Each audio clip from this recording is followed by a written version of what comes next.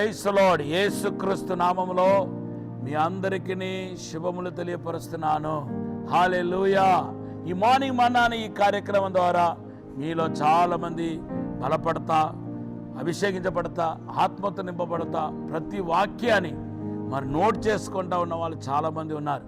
ఇది అనేకులకు పరిచయం చేయండి. ఇంకా మీరు దైవజగ్ని యూట్యూబ్ ఛానల్ సబ్స్క్రైబ్ చేయకపోతే వెంటనే సబ్స్క్రైబ్ చేయండి.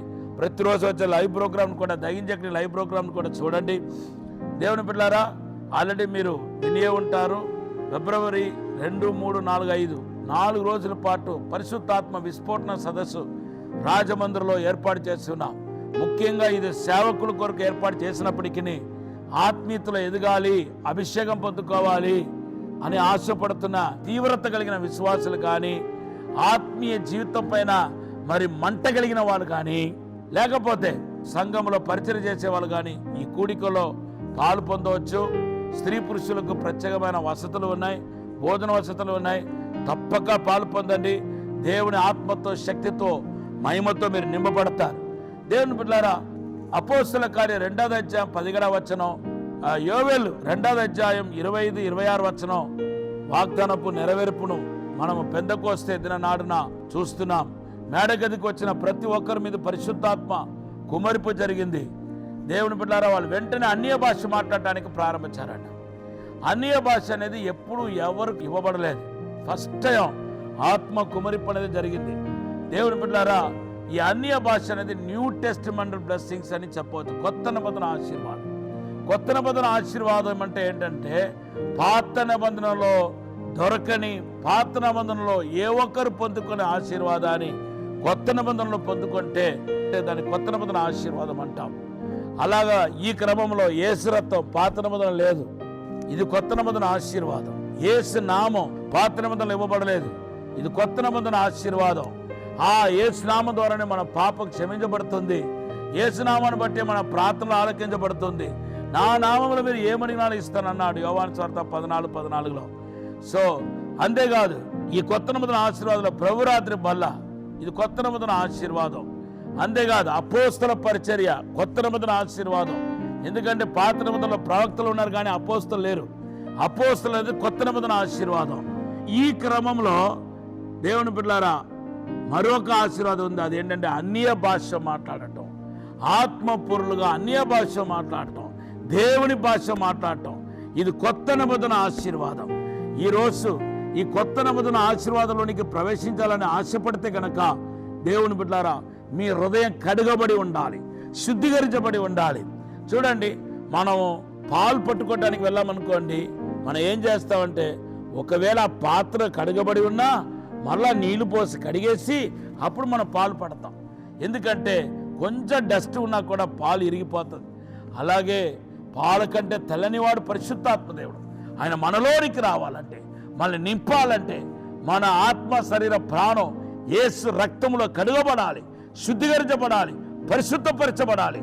అలాగ పరిశుద్ధపరచబడిన హృదయంలో దేవుని ఆత్మ కుమరింపు అనేది జరుగుతాయి. అపోస్తల కార్యం 2వ అధ్యాయం 38వ వచనంలో, అందుకొరకే మీరు మారు మనసు పొంది పాప క్షమాపణ నిమిత్తము యేసుక్రీస్తు నామములో బాప్టిజం పొందండి, అప్పుడు మీ మీదకు పరిశుద్ధాత్మ వరము కుమరించబడతాయి అని రాయబడి ఉంది. అంతేకాదు, విధేయులైన వారు కనికరించబడిన పరిశుద్ధాత్మ. ఎవరు పడితే వాళ్ళకి కాదు పరలోక తండ్రి పరిశుద్ధాత్మను ఇవ్వటం.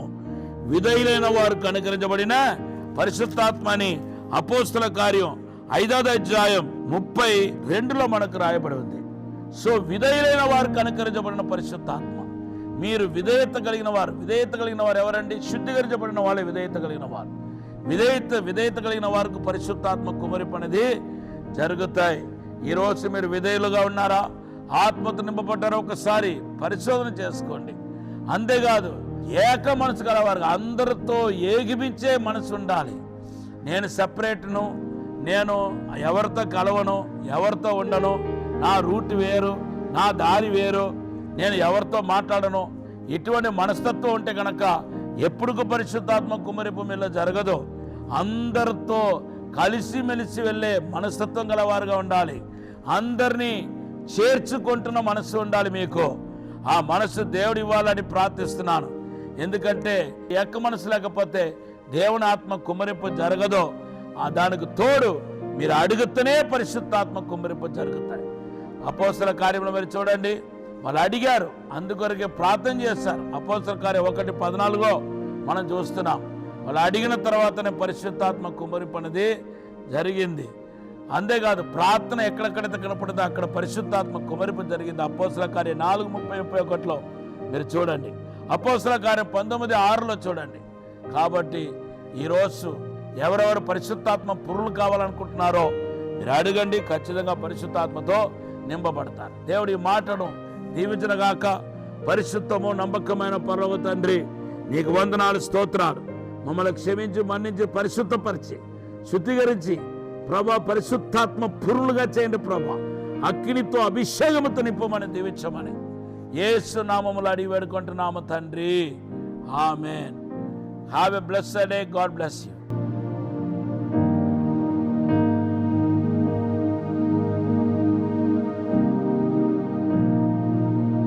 రాజమహేంద్రవరంలో దహించు అగ్ని విస్ఫోటన సదస్సు, యూదా గోత్రపు సింహముల సమావేశం 2026 ఫిబ్రవరి 2, 3, 4, 5 తేదీలలో ప్రతిరోజు ఉదయం 9 గంటల నుండి ప్రారంభించబడును. ముఖ్య ప్రసంగికులు ప్రవక్త టీజో థామస్ గారు కేరళ, డాక్టర్ జయశీలన్ గారు చెన్నై, డాక్టర్ థామస్ గారు, డాక్టర్ శివ థామస్ గారు దహించు అగ్ని మినిస్ట్రీస్ రాజమహేంద్రవరం.